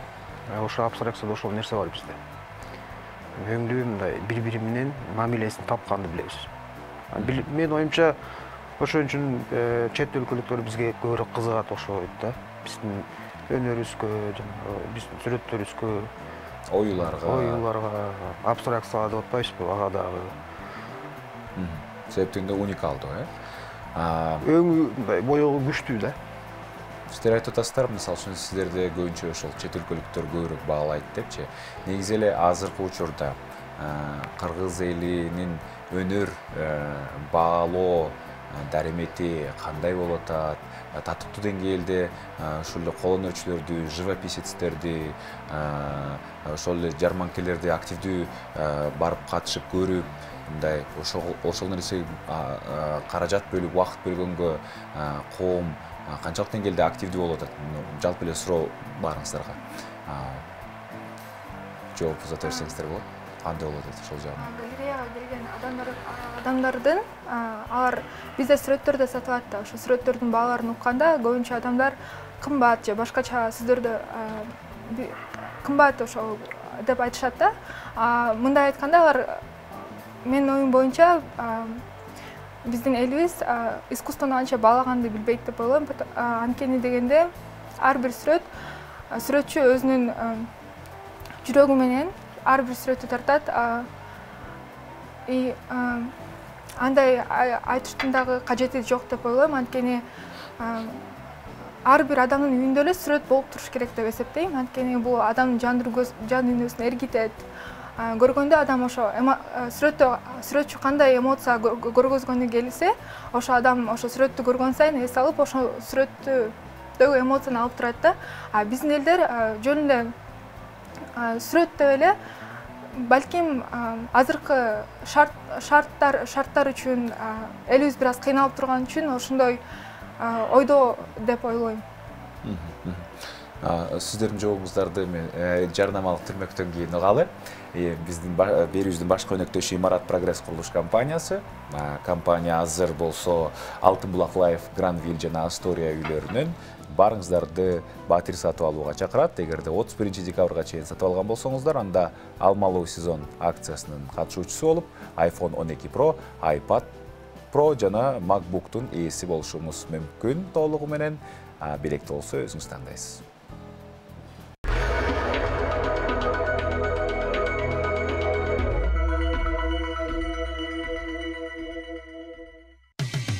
Кечтин кезекчиси Урмат Борченов. Дароо студиябызда 3 чыгармачыл инсан. Бүгүн биз маданият жана ошондой эле кол өнөрчүлүк, сүрөтчүлөр, кыскасы бардык сиздердин күнгөй тескейлериңер, кыскасы азыркы учурдагы өнөр дүйнөсүн элибиз татыктуу деңгээлде баалай билеби, баалап жатабы деген суроолордун үстүндө талкуу куруп жатабыз. Урматтуу көрөрмандар, эгерде сиздер дагы биздин талкуубузга кошулуп суроолорду узатам десеңиздер, анда албетте биздин студиябыздын конокторуна узатыңыздар. Дагы бир тааныштырып өтөйүн, бизде сүрөтчү, живописец, Кыргыз Республикасынын сүрөтчүлөр биримдигинин мүчөсү Алмаз Шаршакеев, Жибек арт студиясынын негиздөөчүсү жана ошондой эле колөнөрчү Индира Мадамбекова, анан галерея М көркөм галереясынын арт менеджери Элнура Жумакалерова. Элнура жогоруда айтты эле, биздин калк бир аз кээ бир иштерди, кээ бир эмгектерди туура адекваттуу түрдө баалай албай калат. Себеп дегенде балким чындап финансылык мүмкүнчүлүктөр чектелген, балким өнөр деген өнөр дүйнөсүнөн алыс болгондугу үчүн. Сиздердин оюңуздар боюнча сиздерде кандай маселелер бар?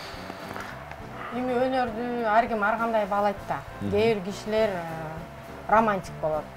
Кээ бир кишилер мындай даже тамашаны да көтөрө албаган болот. Эми ошол ар ким өзүнүн деңгээлине жараша баалайт деп ойлойм мен.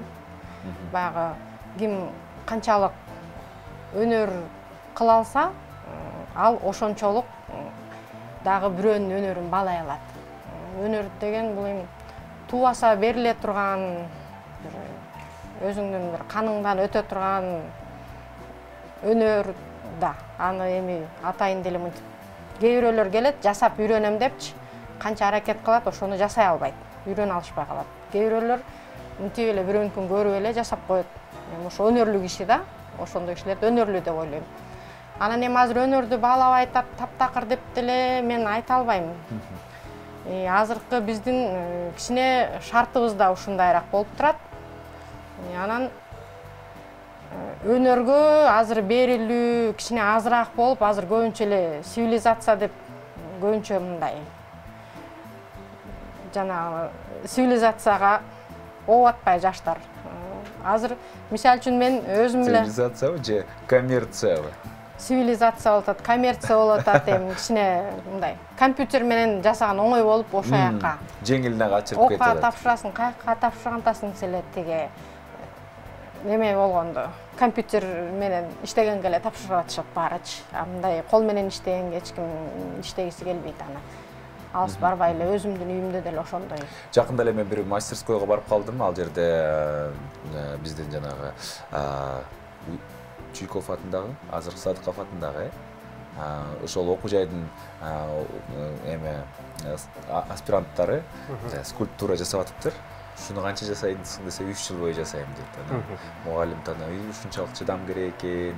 Бир чети суктандым, бир чети бир аз боорум ачыды. Сиздин оюңуз боюнча Алмаз мырза, азыркы ошол сиздин кесиптештериңиздин бет келген кандай маселелери бар? Эми азыркы бизде кесиптештерибиздики көбүнчө эмне тийшөлтөт? Иштерди жаратабыз, анан кийин ошону мындай чет жакка чыгарыш, анан кийин ошону баалап, туура ошол бааны коюп, анан кийин ошол баага мындайча айтканда алуучулар аз да. Onun birinci sebebi деген мен оюмча азыркы могу экономика дагы бизге отражать этет да. Анан кийин экинчиден азыр могу кыргыз эл эмес, жалпы эл интернет деген адамды жалкоо болуп калды экен. Ал эмес, даже сүрөтчүлөр ошону баратат да. Аны моюнга алыш керек. Бул негизи өзүбүздүн могу жеңил жакка качканыбыз бир чети бизге өзүбүз кайра минус болуп калат. Келечек муундар кадимкидей жалкоо болуп калат да. Мен мисалы азыр жаш муундарга сабак берем. Алар кичине бирдеке чыйып коюп анан чуркап көтөрүп келишет да, анан кийин 5 коюп койгончу дей берет. Бул болбойт, бул кагаздын баарын жакшылап жабышың керек. Бул жерди мындай өң менен тартышың керек дегенде анан деп анан тартып келишет да. Сүрөт түгүл, сайманы да колго сайбай, компьютер менен сайып баштасак анан кайдагы? Анан ошол биз экономика, анан жеңил жашоо деп эжеде туура айтып кетти. Ошол нерсенин баары наоборот артқа тартады да, мен ойым. Эмгекти ошон үчүн мындай көп баалашпай атат. Ошон үчүн искусство, жана чыгармачылык адамда туруктуу деңгээлде өнүкпөй атат. Азыркы жаштарда эме болуп атпайбы? Бат-баттан кыймылдап, еще да жакшы бизде азыр Instagram, Facebook деп чек болуп атат, пиар кылып, бирдеке кылып, аракет кылып, галереямда өздөрүнүн эмесин жазышып атат. Эже да өздүк бар, ишибизде өзүбүз менен эмтип кайнап атабыз да. Өзүбүз менен өзүбүз суктанып коюп эле, ошол өзүбүздүн жасаган нерсебизди, сиз айткандай продукцияны четке чыгарсак, жанагы международный уровеньге деп ишенсек, менин оюмча биз көп алдыда турабыз го дейм. Биздин кыргыздын нукуралуулугу аябай чоң да. Мисалы үчүн боёкту бизде деген аябай знаменитый художник тиги аркы кылымдарда болгон эмес да. Ошо кыргыздын үйүндө отурган байчелер эле, аялдары, келиндер эле боёктун түрүн ойлоп, ар кайсы өсүмдүктөрдөн жасап эле мындай сонун кийиздерди, ала кийиз шырдактарды жасап, ошолор художник болгон да. Азыркы теме менен салыштыргандачы. Анан эми мисалы үчүн ошондой кол өнөрчүлөр айылдарда деле бар да. Бирок алар деген эске деле алынбайт, эч ким деле көңүл бурбай, мындай көмүскө калып уже жок деле калып бартат. Өткөндө мен бирөөдөн угуп калдым, ала кийизди мурун монтип шырдактай кылып, четин саймалатып, шыртып койчу чоң энем депчи. Анан уш сөздүн канчалык деңгээлде калыпчыны бар, чын эле ала кийиздин үстүн шырычу эле деп издедим. Анан ошо айылда бир байчелерге барсам, азыр эми жок да, андай мен ошол кишиден башка эч кимден уга албай койдум ошонучу. Ошонун чын төгүнүнө жете албай. Анан бул борбордо кол өнөрчүлөр мындай эки жакка чыгып, ар жак бир жак көрүп, мындай чет мамлекетте музейлерди көрүп, аяктагы сакталып турган эски буюмдарды көрүп атат да. Айылдагы кол өнөрчүлөр даже Бишкекке деле жетпегендери толтура. Бишкекте көргөзмөлөргө, ярмаркаларга катыша албагандар толтура. Эмне деген сонун буюмдар колунан келет, жасайт. Анан аны ары алып бара албайт, ошо үйүндө эле калат. Же болбосо бирөөлөр келип эле бир болор-болбос тыйынга эле алып кетет. Ошон үчүн кол өнөрчүлөрдүн азыр интернет өнүккөн маалда Алмаз мырза айткандай Facebook, Instagram деген бар да, аларды аны эми жаштар колдонот. Мисалы үчүн менден улуураак кол өнөрчү эжелер бар. Ал карабайт деле, тартпайт деле, аны дагы баягы астыга жылдырууга, анын дагы эмелерин, окууларын окуп, билимин алыш керек да. Аны деле жөн эле тартып эле сала берсең болбойт, анда бир качествосын чыгарып, мындай өзүнүн деңгээлине жеткерип анан киргизет. Анан балдарыңды сурайсың, жасап берчи деп. Анан балдарың жакса жасап берет, жакпаса өзүнүн ишин кылат. Эже, демек сиз дал ушул таланттуу кол өнөрчүлөрдүн башын бириктирип көпүрө болушубуз керек экен да. Ооба, ошондой болуш керек. Аны мен эмес, эми бул кол өнөрчүлөрдүн коому бар да. Ошолор кичине мындай көңүл буруш керек айылдагы кол өнөрчүлөрдө. Коңгуроо кагып турушуңуздар керек экен анда. Ооба. Негизи эле жогоруда биздин конокторубуз болду. Атадан балага, муундан муунга өтүп, анан ошол эле маалда азыр базар экономикасы деп атпайбызбы? Демек, чыгармачылык жакшы, чыгармачылык бар, бирок ошол эле маалда ал нерсе кайсы бир жакшы кирешеди алып келиш керек да. Ошондо анан кийин ийгилик жаралат турбайбы? Чыгармачылык жана бизнес биргеликте жүрүш керек экен. Сөзсүз түрдө. Демек, бул дагы сиздердин азыркы уюштуруп аткан ишиңиздер деп билсек болот да. Ооба. Демек, ушундай иш-чаралар көп болуш керек. Иш-чара тууралуу бир аз токтололу. Акыркы мына восточный напевы деп атаптырсыздар. Чыгыш обондору. Чыгыш обондору, чыгыш абаздары. Өзгөчөлүк эмнеде? Саат канчадан канчага чейин болот? Мындай кыскача токтолуп кетсек, мындай. Жыйынтыктан. Мен оюмча, ошо ЦУМда филиал ачылганы жакшы мүмкүнчүлүк, анткени көбүнчө адамдар атайлап музейге баралы деп күнүгө эле эмете ойлоно беришпейт да. ЦУМда чоң торговый ошо соода борборунда адамдарга жакшы мүмкүнчүлүк деп ойлойм. Ал эртеменки саат 10-до ЦУМ ачылгандан баштап эле бардык сүрөттөр арт холлдо илинип турат. Аларды келип көрүп кетсе болот. Эртеменки саат 10-дон кечки саат 10-го чейин. 15 январга чейин сүрөттөрдүн баарын келип көрүп кетсеңиздер болот. 30 декабрга чейин баарыңыздарды чакырабыз. Ал жарманке. 30 декабрга чейин жарманке болот. Ал жарманкеде ошо Индира эжеден башка да бизде зергер буюмдар, улуттук рухтагы буюмдар, ошондой эле бизде волонтерлор да катышат. Ал волонтерлор ошо онкопациенттерге жардам берген да пациенттер да өздөрүнүн буюмдарын сатат. Бардыгы ошондой эле бизнес ээлери дагы эко-мейд эко тамактар ошолорду баарын жарманкеде келип көрүп кетсеңер болот. Ошо. Кыскасы 30 декабрга чейин убакыт табыш керек. Ооба, жарманке 15 январга чейин көргөзмө болот. Жарманкенин бир өзгөчөлүгү жалаң колго жасалган буюмдар сатылып атат. Сатылып атат демекчи. Сиздин эң кымбат саткан буюмуңуз канча турду эле? Жана эмне болчу эле? Коммерческая тайна деп коебуз. Анын баарын айта берсем элдер билип алып анан баланчак азыр эле арзан эле саткан турбайсың дейт го. Сатан кымбат айтканбыз. Алмаз мырза, балким сиз айтасыз. Эң кымбат саткан сүрөтүңүз канча болду эле? Эң кымбат саткан где-то бир 2000 тегереги болгон. Ал чет өлкөлүк, Чет өлкөдө. Чет өлкөгө саттыңыз. Чет өлкөнүн бияка келип, ошо чет өлкөдөгү күйөрман, жанагы сүрөт күйөрманы келип ошо сатып алып кеткен. Биздин оокаттарды ошо чет өлкөнүн эле коноктору алганы кичине эмерээк да, ошолор эле алат. Биздин өзүбүздүн кыргыздар албайт. Мисалы үчүн мен былтыр 30 сантиметрлик эле монда ала кийизди 5000 сомго саткам. Мен азыр бияктагы кыргыз эле биздин бир кишиге ошону 1000 сомго предлагать этсем да албайт. Муну эмне алам дейт ал. Тиги киши болсо Кореяга барып, рамкага салып, үйүнө илип, сүрөткө тартып, мага WhatsApp мен жиберди. Мынакей сенин немеңди мен на память илип алдым Кыргызстандан, Изюминен. Колунда бар алтындын баркы жок деген ошол жерден бизнес басып атты. Ошондой да. Кайрылы жанагы темага кайрылып атабыз да, демек, ошол нерсе болбош үчүн, эл туура баалай билиш үчүн эмне жетишпейт, эмне кылыш керек сиздердин назарыңызча?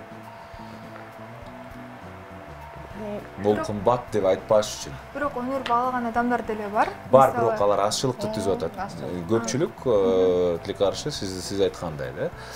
Мен ойлойм, ошондой болбош үчүн. Мисалы, ата-энелер ошо балдарын кичинекей кезинен баштап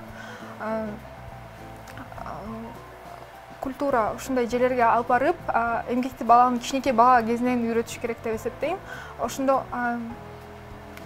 көбүнчө азыркы улуу поколение, алар көбүнчө 90-жыл же ошо оор турмушта жашап калган үчүн алар акчаны мындай өзүнө гана керек жок, өзүнө гана керектүү, мисалы үй тамак ашы же үй телевизор, компьютер ушундай эле эмелерди алып, ошо менен гана чектелип калышат да. Кээ бир өнөрдү баалаган адамдар мисалы жакында ата-энесинин туулган күнү болгон убакта мисалы бир туугандарды биригип ушундай ата-энесине кубаныч үчүн чоң сүрөттөрдү да заказ кылышат да. Биздин галереяда 2000 сомдон 2000 долларга чейинки сүрөттөр бар да.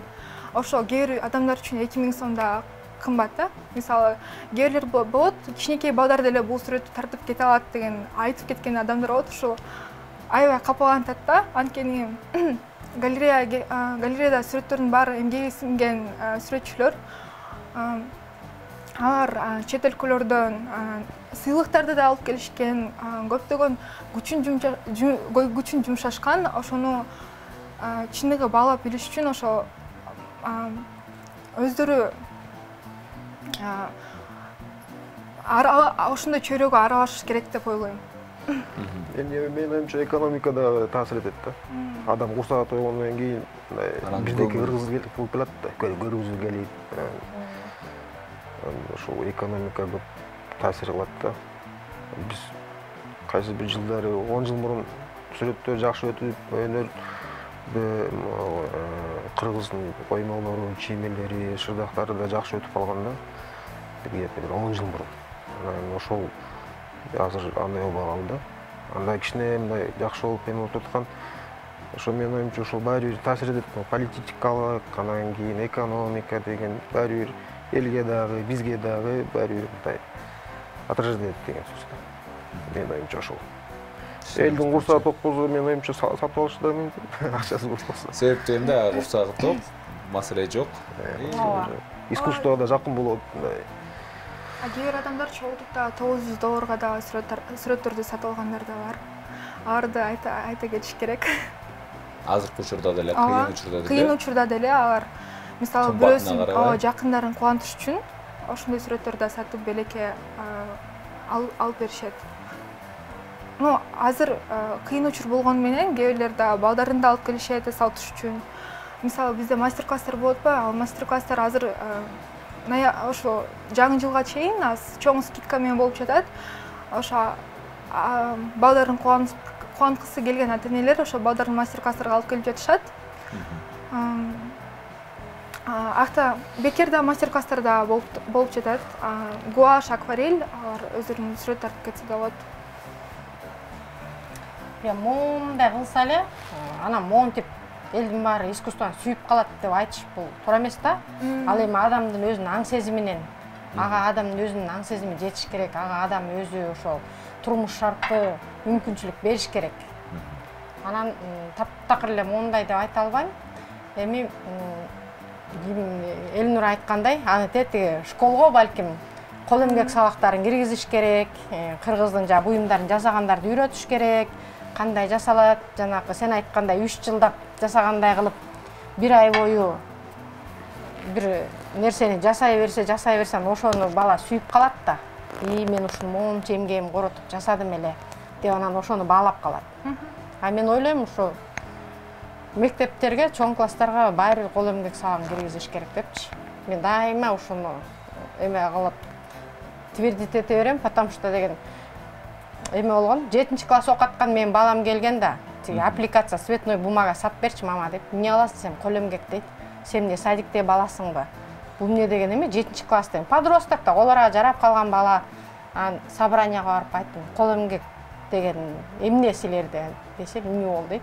7-класстын эркек баласы аппликация менен гүл чаптаган уят да булай. Канаба илгерки биздин убактагы кол эмгек мектепте балдар швабра жасап берчү, табуретка жанагы чымчыктын уяларын жасачу. Биз кыздар ар кайсы баягы үй бүлө күтүүгө даярдачу экен да, көрсө ошо маалдачы. Тамак саганды үйрөтчү, тиккенди үйрөтчү. Анан эчиткандай жок десем, ал кол эмгек кабинетим жабылып калган жок азыр дейт. Мектепте жок. Анан ал ушугантип болсун десем, эже макул мен айтам деген, ошо бойдон азыр менин балам окуган школдо кол эмгек сабагы жок. Балам 10-класс окуйт. Анан ушундан анан кайсы кол өнөрчүлүк бааланат да анан уланат. Буюрса бардыгы жакшы болот. Биздин маегибизге келип кошулуп, сонун бизге суроолорубузга жооп узатканыңыздар үчүн чоң рахматыбызды айтабыз. Биздин көрөрмандарыбызга эскертип өтөлү. Бүгүн бизде мейманда сүрөтчү, живописец, Кыргыз Республикасынын сүрөтчүлөр биримдигинин мүчөсү Алмаз Шаршекеев мырза, жана ошондой эле Жибек арт студиясынын негиздөөчүсү, кол өнөрчү Индира Маданбекова, жана галерея М көркөм галереясынын арт менеджери Элнура Жумакадырова болду. Ыраазычылык билдиребиз. Ал эми аларда да берүүбүздүн баш өнөктөшү Имарат Прогресс курулуш компаниясына дагы ыраазычылык билдиребиз. Имарат Групп курулуш холдингине кирет Имарат Прогресс компаниясы. Азыр Алтын Булак Лайф, Гранвиль жана Астория үйлөрүнүн жашоочусу болууга баарыңыздарды чакырат.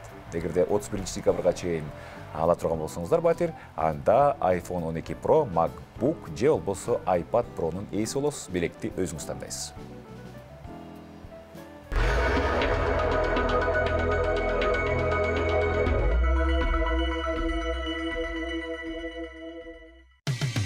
Кечтин кезекчиси Урмат Борченов. Курсак эле эмес, көңүлдө тоюш керек экен. Ал үчүн мыкты музыка болсо кулак сүйнөт, мыкты сүрөттөр болсо көз сүйнөт. Демек, көз, кулак жана ошондой эле көңүл тойсо, анан курсак да тойсо, эң мыкты ийгиликтүү иштер жаралат экен. Дагы да болсо, урматтуу көрөрмандар, кийинки эфирде аркылуу сиздер менен учурашканча, амандашканча сиздер менен кош айтышам. Бар болуңуздар, дайым көңүлдүү өйдөр дагы, курсактар да ток болсун.